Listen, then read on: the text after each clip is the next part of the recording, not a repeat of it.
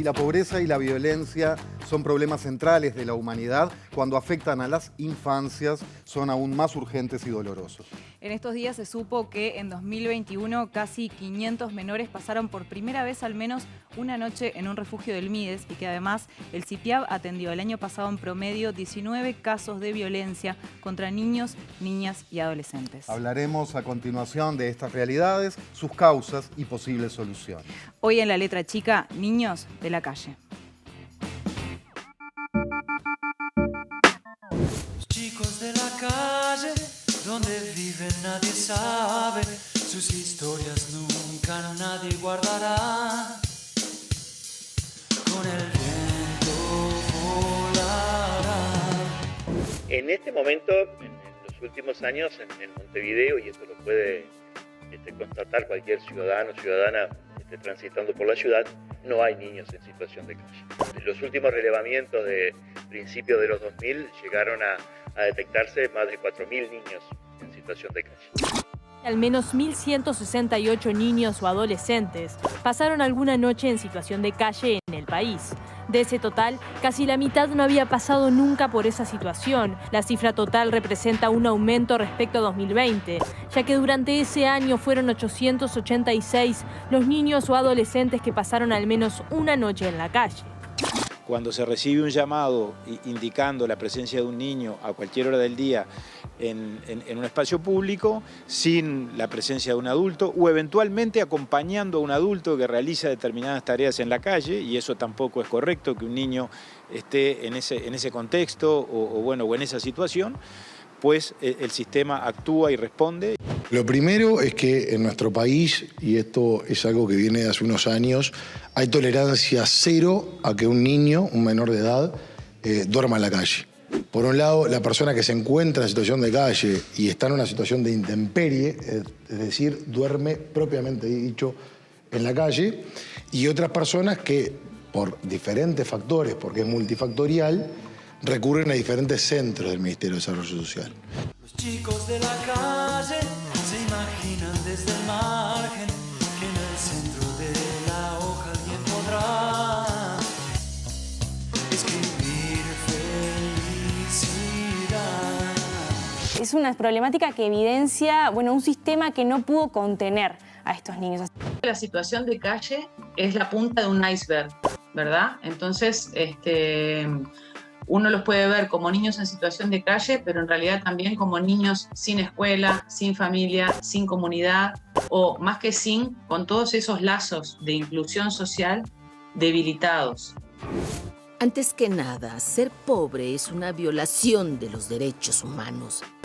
Cada ser humano tiene derecho a sus necesidades básicas, las más básicas. Todos merecen comida, vestido, techo y, claro, servicios de salud. Es lo básico. Cada ser humano tiene derecho a eso. Teníamos en la mira como el objetivo de que nos vean de otra manera, que no nos vean como el delincuente, que no nos vean como la persona que está ensuciando las calles montevideanas y mucho menos los gobiernos y el Estado, ¿no? Entonces hemos logrado que nos miren como personas que podemos ser dignas, que somos dignas y que tenemos derechos.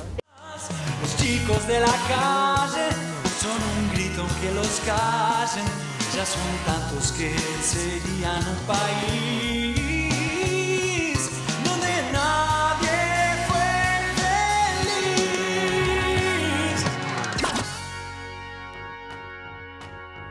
Buenas noches, gracias por acompañarnos. 4 minutos pasan de las 21 horas. Esto es, claro, está La Letra Chica. Sarasola, buenas noches. ¿Cómo le va, Temponi? ¿Todo bien? Bien, ¿y usted? Bien, tema complejo el de hoy. Durísimo.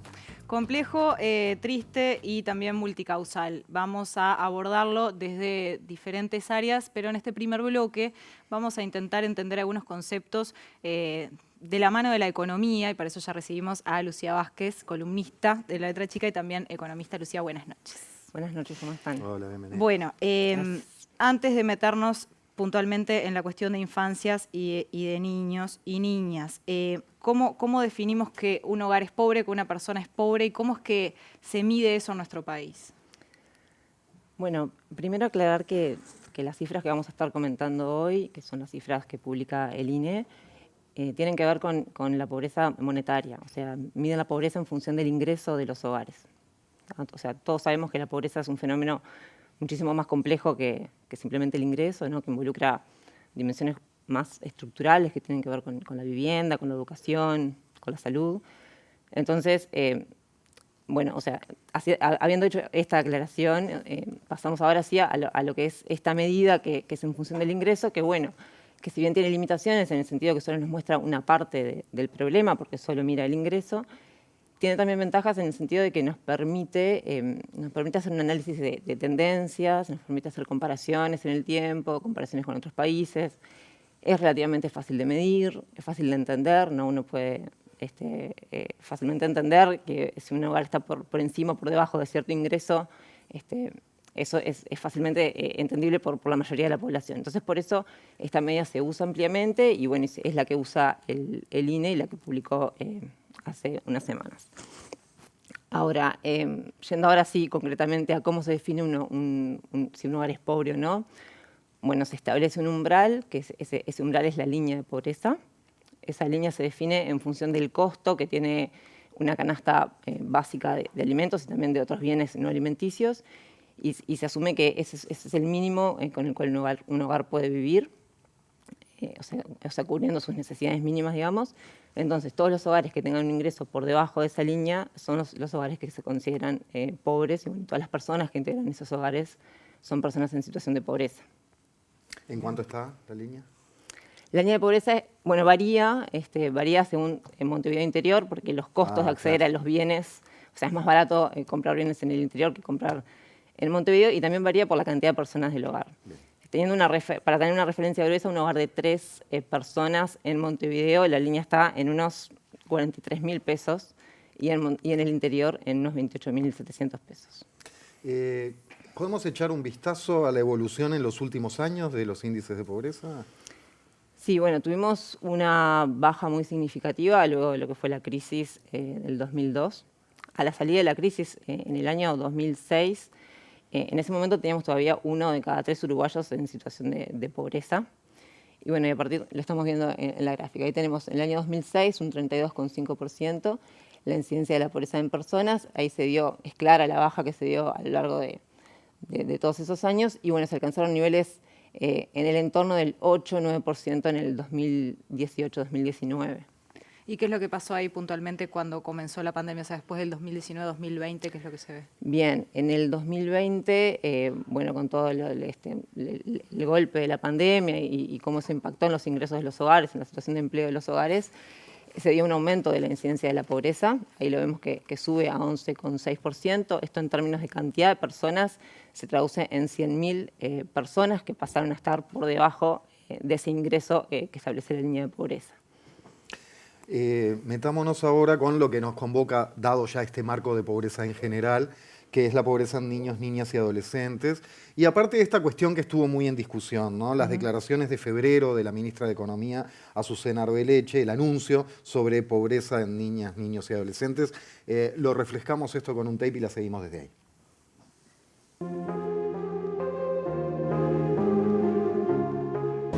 Ese apoyo particular también ha hecho que la pobreza se redujera más en la infancia.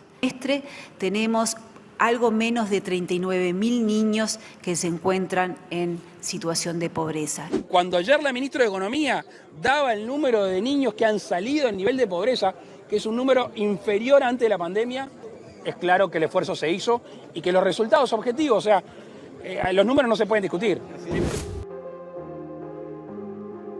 Bueno, incluso el presidente en la conferencia de prensa del lunes de la semana pasada reafirmó que los números no se pueden, que no se miente con los números. ¿Por qué se cuestionó el anuncio y qué sucedió finalmente con la pobreza? ¿Cómo podemos pasar en limpio los datos de pobreza en la infancia y en estos primeros tramos de edad? Bien, capaz que primero hacemos antes de pasar a la infancia, la pobreza, decíamos que en el 2020 aumentó, bueno, en el 2021 se revirtió parte de ese aumento, de esos 100.000 uruguayos que pasaron a estar por debajo de la línea, solo 1 de cada 3 volvió a superarla, o sea que en el 2021 todavía hay 66.000 personas más por debajo de la línea de lo que había en el 2019. Eso por un lado. Ahora, se cuestionó ese anuncio, en primer lugar, porque lo que se comparó fue un dato de un semestre con el dato de un año entero. Eso por un lado, o sea, nosotros sabemos que los datos tienen estacionalidad, o sea, para hacer comparaciones uno tiene que comparar periodos similares, o sea, yo puedo comparar el primer semestre de un año contra el primer semestre del año anterior o tomar el año entero. Para pasarlo a un ejemplo muy fácil de entender, si nosotros analizamos, por ejemplo, lo que son las ventas de helados, ¿no? Podemos decir, bueno, en el verano aumentaron las ventas de helado en comparación con el invierno, entonces, bueno, el consumo de helado está creciendo. Esa comparación evidentemente es errónea, técnicamente no se puede hacer porque nosotros para analizar lo que es el consumo de helados tenemos que comparar el verano contra el verano, o sea, contra el verano del año anterior. Y lo que pasa con los ingresos, o sea, muchas variables tienen estacionalidad y tienen esta restricción para comparar. Entonces, lo que pasa con el ingreso es que, por ejemplo, el aguinaldo del salario ocasional se cobra en determinado momento del año. A su vez, también, eso es como evidente y a su vez también puede haber otras cuestiones que no son tan visibles, como pueden ser sectores de actividad que tengan zafras, que generen mayor empleo en un periodo del año que en el otro. Entonces, técnicamente esa comparación no está bien. Entonces, cuando nosotros comparamos ahora teniendo el año del cierre del 2021, sí podemos comparar con el año 2019 y decir que estamos en los niveles de pobreza por encima. Eso a nivel general, y ahora yendo concretamente a lo que es la pobreza infantil, lo mismo, se compara un semestre contra un año y además lo que se hizo fue seleccionar con esos datos semestrales un tramo de edad que era el único en el que había bajado, en esa comparación que es errónea, pero que es el único que había bajado. No se comentó nada sobre los otros tramos de edad que había subido la pobreza. Hoy, teniendo los datos del 2021 y comparándolos con todo el 2019, vemos que en todos los tramos de edad de niños, niñas y adolescentes, la pobreza está por encima de los niveles prepandemia. Ahí lo estamos compartiendo en esta gráfica. Ahí tenemos el primer tramo, menores de 6 años. Las gráficas corresponden a los años 2019, las barras, corresponden a los 2019, 2021. La barra gris está por encima del azul en todos los tramos de edad. Y las variaciones son significativas. Fíjense en el último tramo, pasamos de 15 a 18,8.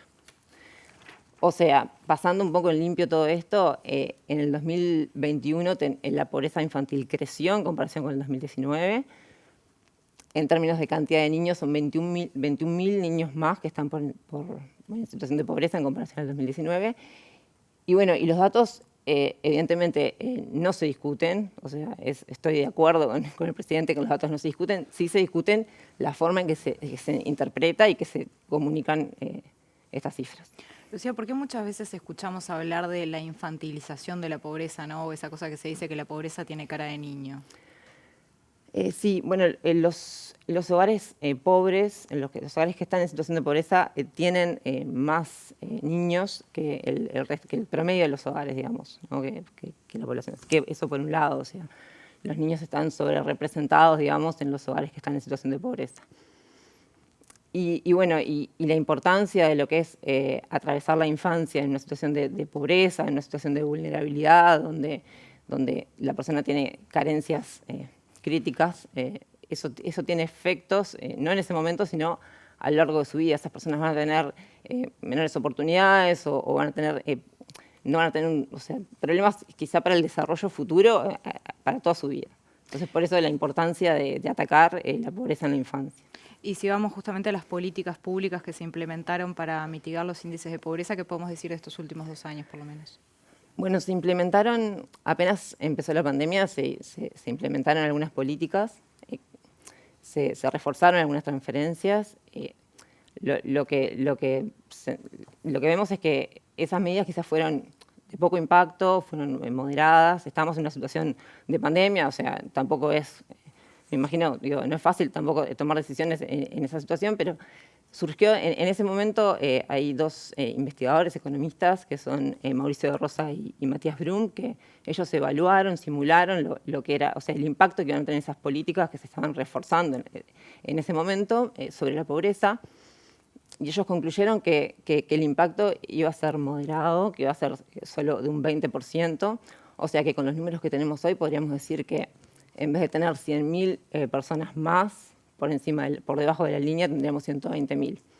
en su momento ellos, tras este análisis, recomendaban como reforzar estas políticas y ser como un poco más enérgicos en las políticas para atacar la pobreza. Incluso también estimaron el costo de esas políticas y no era significativo en términos del PIB. Evidentemente, según los libros, las teorías, hay formas diferentes de atacar la pobreza desde, por ejemplo, un Ministerio de Economía o desde la política en general. Ahora, en cualquier caso, siempre se habla de la importancia la evidente importancia de atacar la pobreza. Como hablabas de la infancia, en cuanto a la pobreza en general, ¿qué consecuencias puede tener o cuánto cuesta remontar mañana, pasado y traspasado, no tomar determinadas medidas fuertes hoy? Un montón.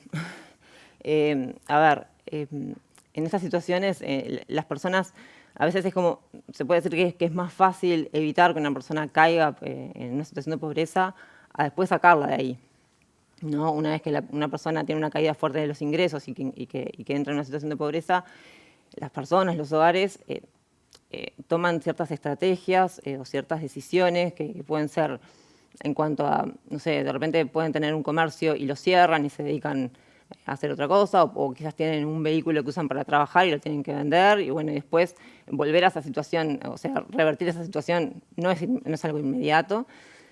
Entonces, bueno, se pueden generar lo que son trampas de pobreza, o sea, caer en situaciones como más de pobreza estructural que lleva décadas, o sea, hay evaluaciones y tenemos historia que lleva décadas recuperar, ¿no? O sea, nosotros hoy estamos viendo que la economía sí está retomando los niveles prepandemia, lo comentamos en este espacio hace algunas semanas, que en el último trimestre del año la economía sí retomó los niveles prepandemia, pero bueno, en lo que es la pobreza, eso tiene un rezago respecto a lo que es el ciclo económico y demora mucho más en revertir la caída, digamos. Me quedé, perdóname, con el término técnico, es así, trampas de pobreza, se llama así. Sí, son muy situaciones... gráfico, ¿no? Recontra sí, gráfico. Exactamente.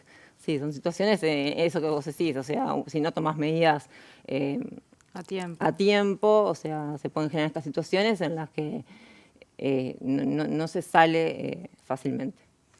Lucía Vázquez, muchísimas gracias por este primer pantallazo económico. En el próximo bloque nos vamos a ir a territorio, vamos a estar hablando con Paula Baliato y con Vivian Sburlati, quienes pertenecen al Abrojo y están justamente trabajando con gurises y con gurisas, así que quédense que ya venimos. Gracias.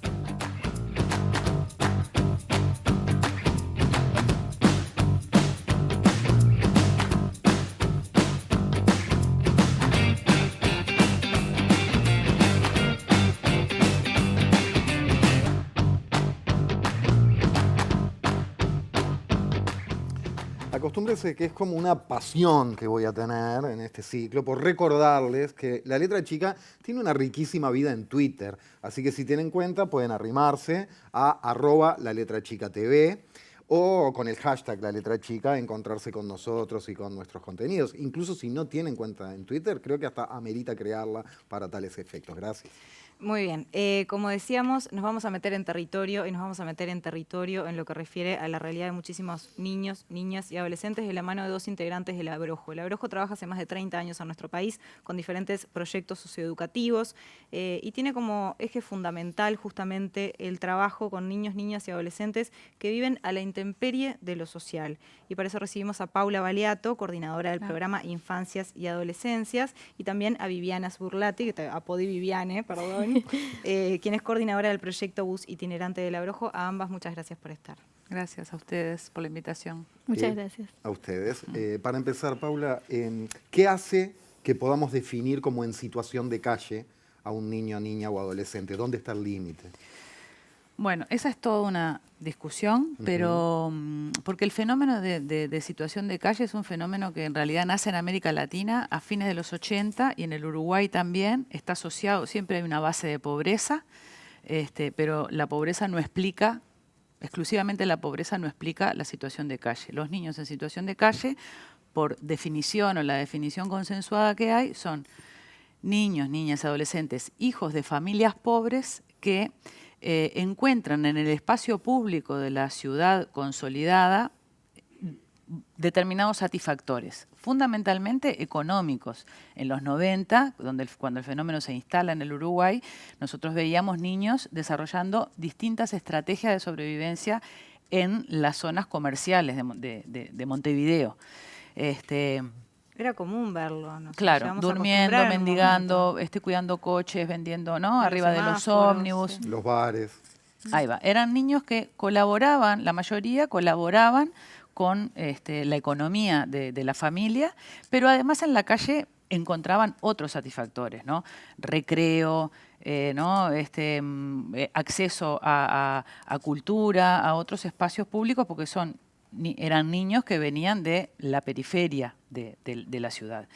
Hablo medio que en pasado, porque el fenómeno, ¿no? Estuvo fuerte en los 90, primeros años de los 2000, y después todos los que vivimos, al menos en Montevideo y en las grandes ciudades del país, lo que vimos, o sea, ya no vemos aquellos niños en situación de calle. Eso no quiere decir, lamentablemente, que la situación de las infancias haya mejorado. Existen situaciones de extrema vulnerabilidad, pero, digamos, no es la situación más clásica de lo que se llamaba niños en situación de calle, digamos, ¿no? Ahora, no sé, podemos conversar ahora después en relación a, bueno, hubieron notas, ¿no? Hubo una nota de prensa fuerte hace poco que planteó que el número había crecido. ¿Y eso ustedes lo ven así? ¿Es así? Ustedes que están en territorio laburando, ¿no? En relación lo que nos pasa un poco con esta nota particular, un poco la información que salió pública, es que esta nota habla de los niños y niñas o adolescentes que viven en hogares con sus madres. Esos hogares están a cargo del MIDES y son para familias que no tienen techo, en realidad. Claro. Estamos hablando de una situación diferente a lo que venía contando Paula, que son estos niños que en realidad parte de su subsistencia material o de obtener sus ingresos eran en calle. Hay todavía niños que participan de la economía familiar de esta forma. Lo que nos ha pasado en el último tiempo es que eso se movió y quizás no está tanto en la zona céntrica o aquella cosa más tradicional del semáforo, de los restaurantes, que las personas comiendo, entraban los niños, capaz que tenemos un poco esa historia. Hoy en día eso se ha movido más a los barrios. La circulación es diferente porque también hay como un control social más grande en las zonas céntricas, entonces las personas denuncian más, es un poco más dificultoso el recorrido. Eso no quiere decir que no existan, solamente que ha cambiado como su forma de obtener los recursos, quizás más en el recorrido puerta a puerta, en las volquetas, en algún supermercado específico más del barrio. Quizás eso sí puede ser, sobre todo en los barrios de la periferia, que las familias que viven en la periferia hayan visto niños que le golpean o familias enteras que golpean para pedir alguna cuestión material. Esos chiquilines que son con los que trabajamos nosotros no es de lo que hablaban estos últimos datos que salieron, que es esto, son familias que necesitan una vivienda, están sin techo, entonces ahí se comunican a la línea de atención en calle del MIDES y ingresan a hogares. También existía, esto tampoco es un fenómeno nuevo, es algo que estaba, lo que pasa que era diferente la respuesta. En algún momento hubieron algunos hoteles donde iban estas familias. ¿Qué vemos también nosotros en eso? Que en realidad lo que está faltando ahí es una respuesta un poco más estructural de la situación. Porque si estamos hablando con familias, de familias que no tienen techo, la respuesta sería un techo para la familia. Claro. Que no es lo mismo que un hotel o un hogar. Que es algo quizás más temporario, pero que no es una situación estable de un hogar. Claro. Para esa familia. Y en cualquier caso, perdóname, entonces, a ver, para el matiz, no es infancia en situación de calle, esto que se mencionaba de la cantidad que pernoctaron en refugios, porque estaban con su familia, pero son infancias que sufren la pobreza. Que sufren la pobreza. Son infancias sin techo, ¿no? Porque también eso también coloca, según como uno nombre el fenómeno, orienta también en la búsqueda de respuesta. Al niño que está en situación de calle, diríamos, tenemos que sacarlo de la calle y llevarlo ¿a dónde? Al barrio, a su familia. Sin techo, hay que darle un techo. Pero en realidad, estos niños de los que hablaba la nota esta reciente, son niños en situación de extrema pobreza, son niños hijos de familias en situación de extrema pobreza, porque los niños no trabajan, no generan ingresos, ¿no? Se habla de los niños pobres, pero en realidad los niños son hijos de familias pobres y de familias sin techo. Lo que sí, el fenómeno de situación de calle, por eso también tenemos que estar alertas, son fenómenos muy sensibles a las crisis, ¿no? Y a las coyunturas de crisis. O sea, que Entonces, rápidamente responde eso. ahora hay digamos. que estar un poco alerta, digamos, porque estamos en un momento de crisis, de inicio de crisis. Entonces, quizá, ¿no? Enseguida, frente a las situaciones de crisis, son familias en situación de pobreza que, bueno, que los niños, como decía Vivian, pueden participar de la economía, ¿no? de la sobrevivencia de la familia en la búsqueda de recursos económicos para... Pero en todos los casos se trata de familias pobres, muy pobres. Nosotros también decimos que los niños en situación de calle, bueno, son como un indicador, ¿no? Así como la fiebre en el ser humano es un indicador de que algo está pasando a nivel sistémico del organismo. Bueno, cuando vemos niños en situación de calle, que están en un lugar y en una función en la sociedad en la que no deberían estar, también es una alerta a una falla sistémica, ¿no? Claro. Porque, bueno, no estamos pudiendo como sociedad garantizar condiciones adecuadas para el desarrollo de esos niños, ¿no? Que puedan estar en vez de estar en la calle, que puedan estar en la escuela. Sí, porque hay una cuestión también de vínculo con la educación, ¿no? De deserción educativa, porque si tenés que estar todo el día laburando o pidiendo en un semáforo, obviamente no vas a poder ir a la escuela. Claro. Sí, por eso decíamos, ¿no? Se puede ver el niño en situación de calle, se puede ver como un niño sin familia, sin escuela, sin barrio. Y bueno, y hay omisiones, ¿no? Es una denuncia, por eso digo, es un indicador de una denuncia de omisiones. Hay una primera omisión, que es la del Estado, que es el garante de los derechos de todos los ciudadanos de este país. Y los niños son parte importante de eso, ¿no? ¿Cómo juega el hecho de que, o sea, vivimos en un mundo que es muy adultocéntrico, ¿no? Como los niños como objeto de derecho, no como sujeto de derecho. Ustedes que trabajan con ellos y con ellas, esta cosa adultocéntrica que tenemos de mirar todo desde esta vida adulta, como que somos los completos, los más válidos, ¿ha hecho que los derechos de estos niños y niñas y las necesidades queden relegadas como a un segundo plano? ¿O cómo lo ven ustedes esto? En realidad, con respecto al trabajo, siempre lo que esto se ha venido construyendo durante muchos años, que la idea es justamente poner a los considerar a los niños como sujeto de derecho y no como objeto. Esto ha sido una discusión por lo menos de los colectivos de la sociedad civil seguro. Lo que sí no podemos entender que no vivimos en este mundo que es así y que en lo primero que conocemos es pararnos desde este adultocentrismo. Claro. En eso, con respecto al adultocentrismo, también tiene que ver con estos datos que daba la compañera sobre la infantilización de la pobreza y sobre lo que tiene que ver con los niños, porque cuando avanza la edad se ve menos pobreza o menos situaciones.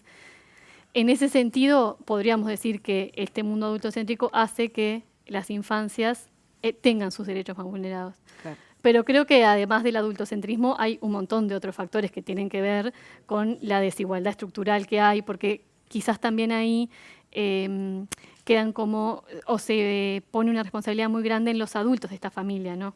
En cómo miramos este adultocentrismo. Que también son familias históricamente excluidas, que tienen otras condiciones que tienen que ver con la raza, con la clase, con las situaciones de discapacidad.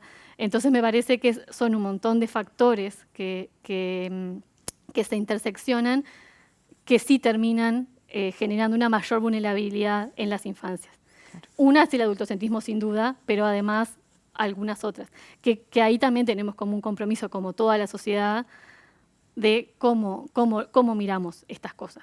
Por esto, porque la cuestión de clase también nos atraviesa todo el tiempo y nos hace... Sí, la interseccionalidad, digamos. La interseccionalidad de estas. Y nos hace de repente también responsabilizar a estas personas adultas que estarían a cargo de las infancias en la desprotección. Claro, no, yo lo pensaba más desde un punto de vista de políticas públicas y Estado igual, pero sí.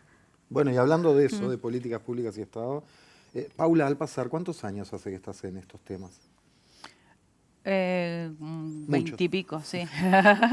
¿Cómo ves? Digo, Me dejaste así. perdóname, pero era para enmarcar para la pregunta que voy, Sí. que es, en este momento, ¿cómo ves este momento? Porque las cosas van cambiando, Sí. evidentemente, los contextos, los gobiernos, las políticas. Sí. ¿Cómo ves en este momento la atención política y presupuestal con respecto al tema, tanto sea de apoyo a las organizaciones no gubernamentales, Sí. como en los propios organismos gubernamentales? Como sociedad, a través del Sí. Estado, ¿cuánto estamos poniendo de lo que se necesitaría para salir adelante? Hoy en el bloque anterior, ¿no? Se hablaba de la infantilización de la pobreza, que fue una expresión que, ¿no? que acuñó en los 70 Juan Pablo Terra. Entonces, hace casi 50 años que tenemos este problema como sociedad. Digamos, hay un tema que tiene que ver con nuestra idiosincrasia de país adultocéntrico, de sociedad avejentada, etcétera, donde tenemos problemas, o sea, no tratamos bien a nuestros niños. No logramos tratarlos bien, a pesar de que son muy pocos, y cada año son menos, ¿no? Son menos. Sí, la natalidad sigue bajando. Sigue bajando. Fíjense que en el 2021 hubieron 35.000 nacimientos por año. Entonces, digamos, estamos manejando unos números que tenemos que poder garantizar a esos pocos niños que tenemos un desarrollo adecuado. Entonces, digo, en sí, incluso comentábamos afuera, ¿no? Que incluso en los momentos de bonanza económica o de mayor, de bonanza económica, de mayor desarrollo, teníamos cifras las cifras de pobreza infantil duplicaban, triplicaban las cifras de pobreza en otros sectores de la sociedad. Entonces hay un tema que es medio endémico, estructural, digamos, que no es de ahora, no es de ahora. ¿Esto pasa en otros países de la región también, por ejemplo? Pasa, pero lo que pasa es que en otros países de la región son sociedades más jóvenes. Claro. ¿No? Nosotros somos el país de América Latina, y no sé si no del mundo, que tenemos mayor inequidad intergeneracional, digamos, donde la pobreza infantil es mayor en términos relativos al resto de la pobreza de otros en otras edades. Entonces, necesitamos mayor inversión en infancia. Se ha ido corrigiendo, con los años el país ha ido corrigiendo lo que se llamaba una inversión, un sesgo pro adulto de las políticas. A lo largo de los años, bueno, ha ido creciendo la inversión en infancia, todavía es muy insuficiente. Necesitamos también una transformación de las políticas públicas que tenemos, de las instituciones que tenemos. Tenemos instituciones del siglo pasado, que fueron pensadas para otro país, para otra época, y necesitamos generar otro marco, otra institucionalidad que nos permita dar integralidad a los problemas de las infancias, y necesitamos un acuerdo país. O sea, los temas, no hay prioridad política en la infancia. Y no lo hay. Necesitamos un compromiso del sistema parlamentario, un compromiso fuerte y de verdad, y de los partidos políticos. En la agenda de los partidos políticos, los temas de infancia no son prioridad. Y si no, pensemos cuáles son los cargos, cuando cambian los gobiernos, cuáles son los últimos cargos que se ocupan, ¿no? O dónde están las disputas. Digamos, no sé, pongo un ejemplo, por el INAU no hay demasiada pelea dentro de los partidos políticos. Mirá, nunca había pensado quién en eso. ocupa el INAU, y capaz que el Ministerio de Economía o la OPP o otros cargos que parecen ser más importantes para el país, y pareciera que estos temas, ¿quién se ocupa de estos temas? Que son como... entonces, realmente es necesario... generar un acuerdo país, más allá de las administraciones, compromisos país a favor de las infancias y la adolescencia, metas país. De hecho, hubo una cuestión interesante que Uruguay tuvo, que fue en el año 2007, la ENIA, la Estrategia Nacional de Infancia y Adolescencia 2010-2030, fue en ese momento, e implicó como un acuerdo de la sociedad toda, partidos políticos, universidad, organizaciones de la sociedad civil, Estado, para mirar el país 2030, bueno, ¿a dónde queremos? ¿No? Una mirada a largo plazo, porque estos problemas estructurales que tienen tantos años no los arregla un gobierno. Claro. Digamos. Las famosas políticas de Las Estado. políticas de Estado no las arregla un gobierno. Un gobierno llega y, ¿no? y se marca unas prioridades. ¿Y qué pasó con eso? ¿Cómo se... Bueno, y la EñA estuvo bárbara, o sea, nosotros participamos, pero eso cayó, digamos. Después en la siguiente, eso fue en el 2007, después en el periodo siguiente no se tomó demasiado lo que había pasado ahí. Entonces, es bastante democrático el tema de que atraviesa la falta de prioridad en la infancia y la adolescencia, atraviesa también eso a los partidos políticos y al sistema político. Claramente hasta ahora no han dado con eso. No, y ahí la interseccionalidad también en esto del INAU, como rector en la infancia, pero quizás muchas veces siempre demandándole la respuesta solo al INAU. Y no existe una respuesta solo al INAU. Justamente se necesita que todas las sectoriales tengan prioridad en la infancia, la salud, la educación, porque no hay algo que va a funcionar si solamente está puesta en que el INAU tiene que dar respuesta a toda la situación de vida de las infancias. Sí. Y que la otra dificultad que pasa con lo del adultocentrismo es la dificultad de que las infancias tengan voz. Que quizás hay otros colectivos, que está buenísimo el avance en derechos, en un montón de otros colectivos en la agenda de derechos, pero en la infancia no es tan fácil que se organice y que tenga esa voz y que tenga esa demanda y que quizás en cada espacio político o en cada sectorial, en salud, en educación, se pueda demandar que haya comisión a infancia o que haya inversión en infancia. Que quizás sí hemos tenido, por suerte, en género, con sus limitantes, pero un avance, porque hay como un colectivo que puede dar pero que voz. puede poner el cuerpo, la voz a la militar, hace marchas, ¿no? Claro, y ahí tenemos como esa dificultad de cómo también darle esa voz a la infancia y darle la prioridad en todo el Estado. Hablando un poco del Estado, ustedes, trabajan en territorio con el bus itinerante, recorren lugares, ¿no? En ese contacto con las infancias, ¿cuáles consideran que son quizás las políticas públicas más urgentes ahora? ¿Qué es lo que más se está necesitando? Y bueno, en realidad los temas que salen como con mayor urgencia es en salud y en educación, y después eso con respecto a la infancia y la trayectoria de vida. Educación no porque no haya acceso, sino por cuál es esa, en esta necesidad de que también las instituciones universales se transformen, porque lo que intentamos siempre es como que vuelvan los chiquilines, pero siempre buscando como un cambio en la infancia, y en realidad también necesitamos que la institución se abra, esté disponible. Que eso es algo que se ha intentado hacer, pero con mucha dificultad. Y en realidad, para pensarlo en la situación estructural, el trabajo y la vivienda son dos ejes fundamentales, porque en realidad estos niños y niñas viven en una familia y generalmente en lo que hablábamos de la pobreza, en la desigualdad económica, son familias que no tienen posibilidades de trabajar, trabajan informalmente, pero también tomando un concepto más de Castel, de un autor que habla como de la desafiliación de la sociedad, ¿no? de este grupo de gente que termina estando como totalmente por fuera y siendo innecesario. Entonces, en los trabajos, y muy difícil también, ¿no?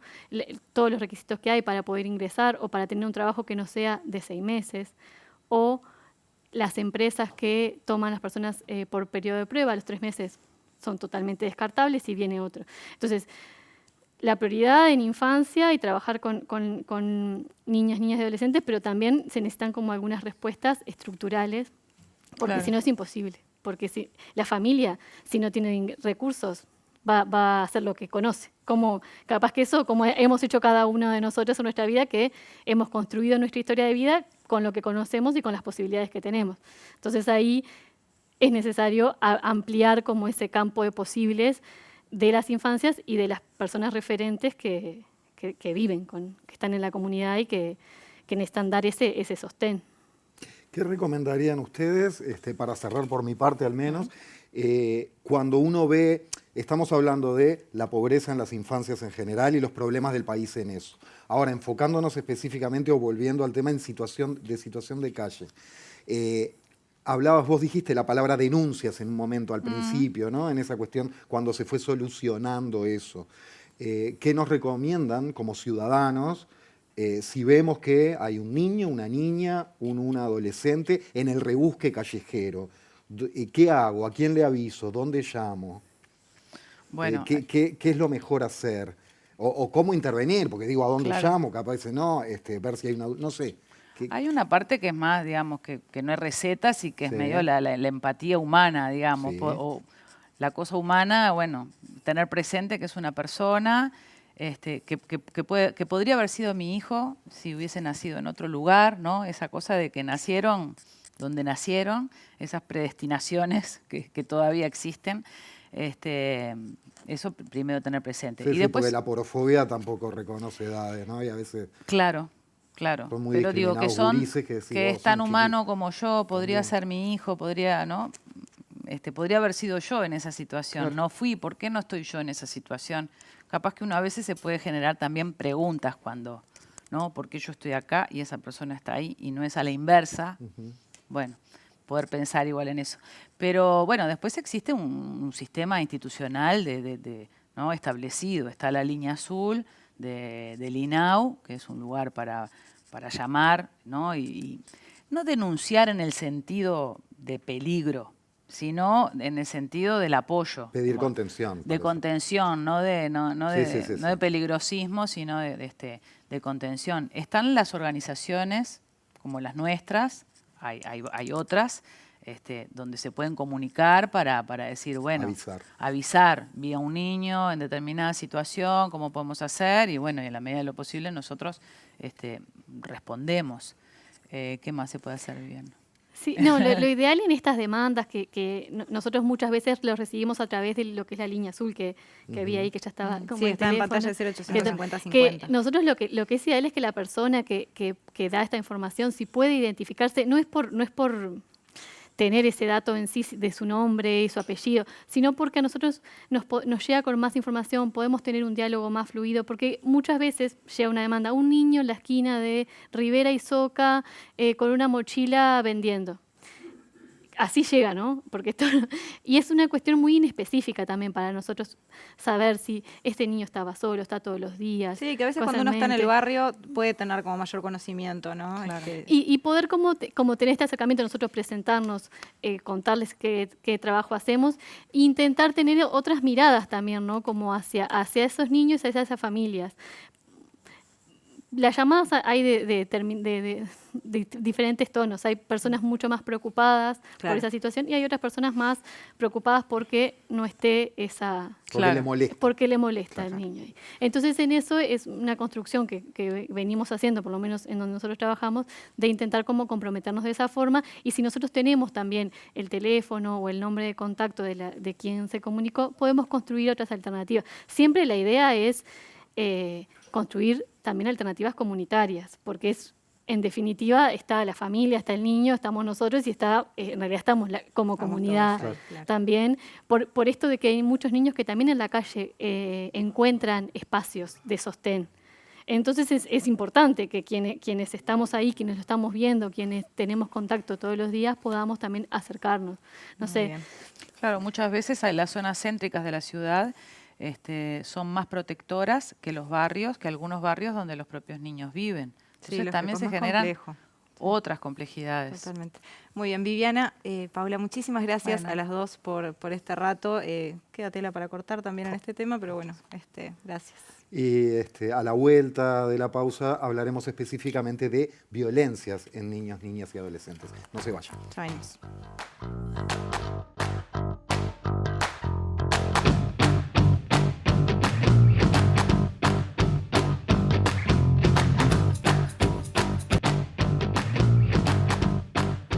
Tercer y último bloque de La Letra Chica y vamos a seguir hablando de niños, niñas y adolescentes. En este caso, el Sistema Integral de Protección a la Infancia y a la Adolescencia contra la Violencia, que lo conocemos como el CIPIAV, presentó este lunes su informe de gestión anual 2021. Este documento señala que el año pasado se intervino en más de 7.000 situaciones de violencia hacia niños, niñas y adolescentes, lo que implica un promedio de 19 casos al día. Para conocer de cerca este informe, entender entender esta realidad y cómo trabajan es que recibimos a la coordinadora del CIPIAB, María Elena Misraji. Buenas noches y gracias. Buenas noches y muchas gracias a ustedes.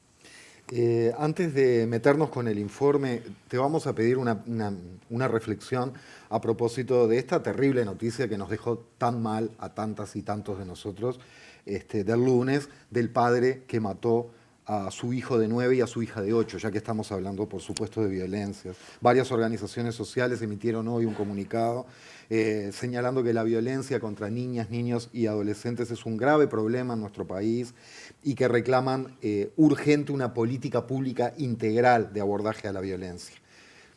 ¿Qué tenés para decirnos al respecto?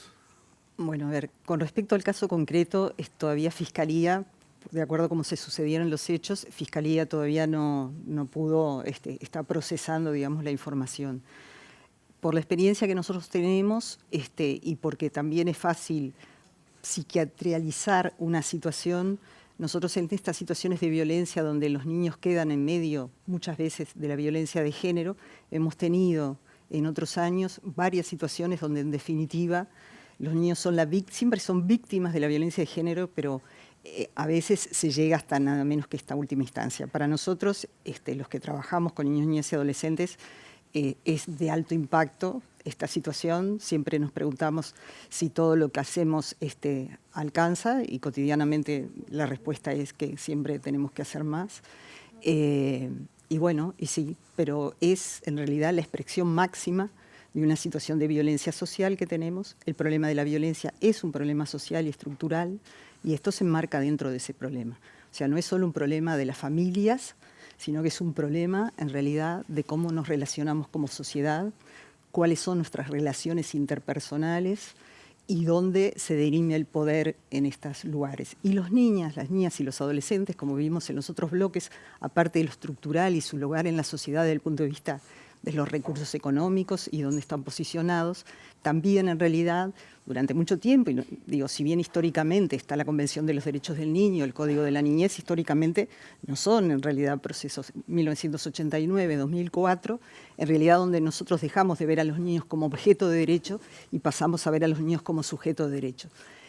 En el tema, las familias piensan que los niños son objeto de derecho. Entonces, nosotros en realidad las mayores violencias que sufren los niños en nuestra sociedad en Uruguay, y no solo en Uruguay, es dentro del ámbito familiar.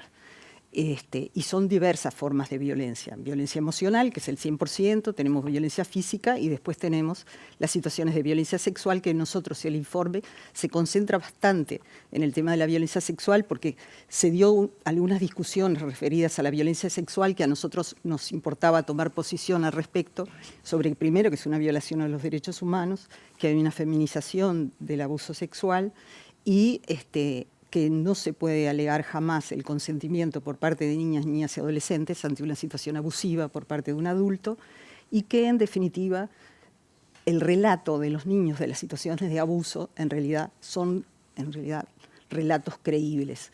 Y por lo general, increíblemente, son las únicas víctimas que tienen que probar que no están mintiendo. Entonces eso a nosotros como sistema, como CIPIAB, y en realidad somos parte de las organizaciones o de las instituciones del Estado, el sector salud, la educación, el INAU, la sociedad civil que también participa del CIPIAB, ni hablar, nos importaba en este momento poder tomar posición referida a eso y el dar los datos año a año es poder salir a sensibilizar sobre la situación.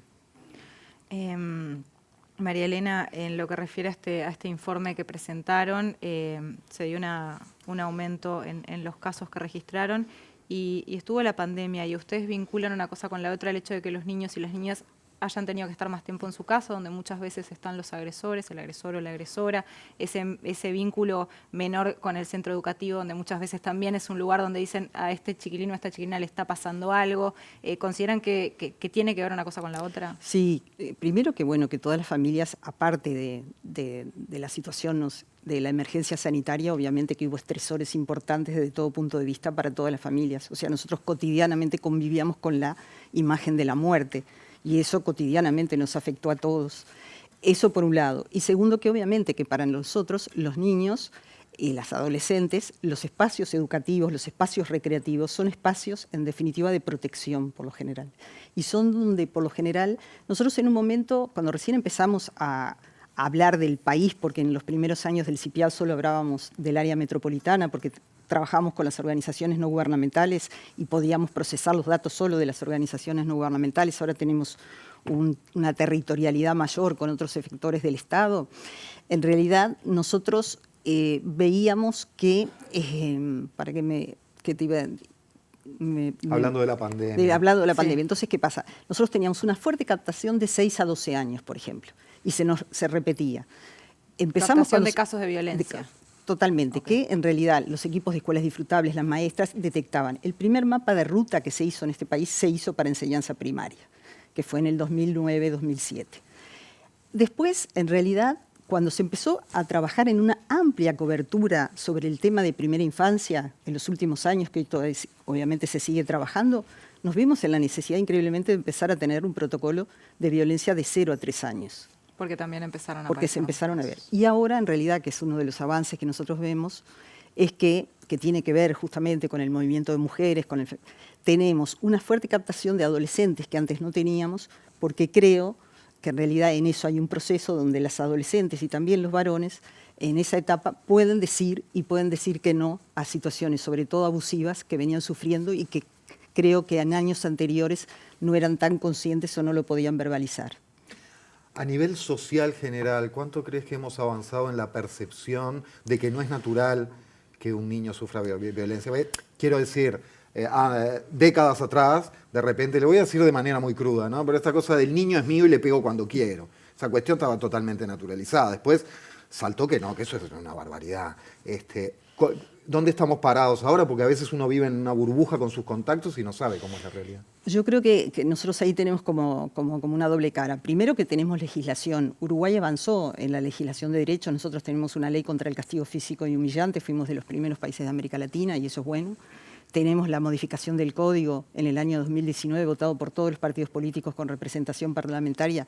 Tenemos el CPP, creamos la figura de abuso sexual. El tema es que, bueno, ahora, por lo general, la violencia, nadie le pega a alguien como en un supermercado o en la calle porque sabe que va a ser mal mirado por cualquiera de nosotros. Eso es así. Pero a la interna de las familias esa violencia sigue estando, en ese silencio, en esa opacidad que nosotros vemos. Y retomando lo que decían las compañeras que trabajan en situación de calle, para nosotros si bien es importante que la gente denuncie, a nosotros nos facilita el trabajo del abordaje cuando en definitiva es alguien que se acerca al centro educativo, al CAIF, al centro de salud, que sabe que esos niños van, porque así nosotros podemos armar el mapeo y el sostén de esos niños. Porque ¿cómo les llegan a ustedes los casos? ¿Cómo llegan al CIPIAD? Claro, nosotros tenemos lo que llamamos comité de recepción y llegan por los distintos sectores. Llega por el sector salud, llega por el sector de la salud, sobre todo la RAP, el primer nivel de atención, llega por INAU y llega por el Poder Judicial. Y nosotros, la verdad, por lo menos yo que hace mucho tiempo que trabajo en esto, veo un cambio importante a partir del nuevo Código del Proceso Penal, de los cambios en la Fiscalía y la creación de la Unidad de Víctimas. Eso nos ha permitido, por lo pronto, juzgar a más agresores de los que yo tengo en la historia que trabajo hace mucho en los últimos años. Porque, ¿qué pasa? Las situaciones de violencia, y en particular las situaciones de abuso sexual, son muy difíciles, en realidad, de constatar, por las características que tienen, porque nosotros llegamos por lo general cuando el daño ya está instalado, y bueno, y el trabajo con la unidad de víctimas y que las víctimas puedan tener lugares de contención ha facilitado el procesamiento de muchos agresores, que en mi historia, en realidad creo que en los últimos años se han procesado más agresores sexuales de los que yo tengo trabajando en esto y hace mucho que trabajo. Bueno, dentro del panorama tremendo de todo el tema que estamos hablando hoy, es una lucecita, por lo menos, exacto, porque que funcione mejor la exacto, justicia en este sentido. Exactamente. Con el nuevo código. Exacto. En realidad, igual todavía, obviamente, ¿no? Más allá de los avances, estamos óptimos, y insisto, en realidad nosotros vemos que algunos fenómenos que nos interesan, nosotros vemos que en la preadolescencia y adolescencia hay una feminización en el tema del abuso sexual, pero también debemos ser sinceros y decir que el abuso sexual en varones existe, pero que en definitiva estos prejuicios y este silenciamiento hacen en realidad que los varones puedan manifestarse y tienen una mayor naturalización, si lo vemos en el informe, de las situaciones de violencia. O sea, lo tienen más incorporado porque tiene que ver también con el lugar del varón, con las masculinidades. O sea, lo tiene más incorporado significa que no logran visualizar. Exacto. O sea, que están siendo violentados. O que en de esa definitiva manera. es como un símbolo de debilidad decir que uno sufre violencia. Y eso es una de las cosas que nosotros, ¿qué es lo que necesitamos? Nosotros somos el sistema de respuesta. Nosotros vamos a llegar cuando la violencia está. Nosotros necesitamos un cambio cultural que tiene que ver, insisto, con esa forma de relacionarnos y cómo juega el poder en una sociedad. En 2 frases porque nos vamos. Lo mismo que les preguntábamos recién a las muchachas del Abrojo. ¿Qué hacemos como ciudadanos frente a situaciones que vemos, que constatamos o que tenemos sospecha fuerte de maltrato infantil? ¿Cuál es la mejor vía, la mejor manera, cómo proceder? En realidad, bueno, está la posibilidad de la denuncia, como hablaron. En situaciones de urgencia, obviamente, que está el Ministerio del Interior, el 911, que opera, porque nosotros somos, en el caso de los sistemas de protección, no podemos entrar nunca de noche en ninguna casa. Y, en realidad, para nosotros, lo mejor es, si sabemos en la comunidad que hay organizaciones no gubernamentales trabajando, si está la policlínica, si está un CAI, si está un centro juvenil, una casa joven, acercarse a plantear la situación, porque a partir de ese adulto referente nosotros en realidad podemos saber en qué situación está esa familia y qué adulto referente protector podemos tener para poder abordar la situación. Muy bien, María Elena Misraji, muchísimas gracias por estos minutos. No, gracias a ustedes. Ya se viene Sobre Ciencia a la pantalla de TV Ciudad y volvemos el lunes 2 de mayo, el día siguiente del 1 de mayo. Exacto. Es lo que suelen tener el 1 y el 2. El 2 viene después del 1. Muchas gracias por acompañarnos en La Letra Chica y bueno, hasta la semana que viene.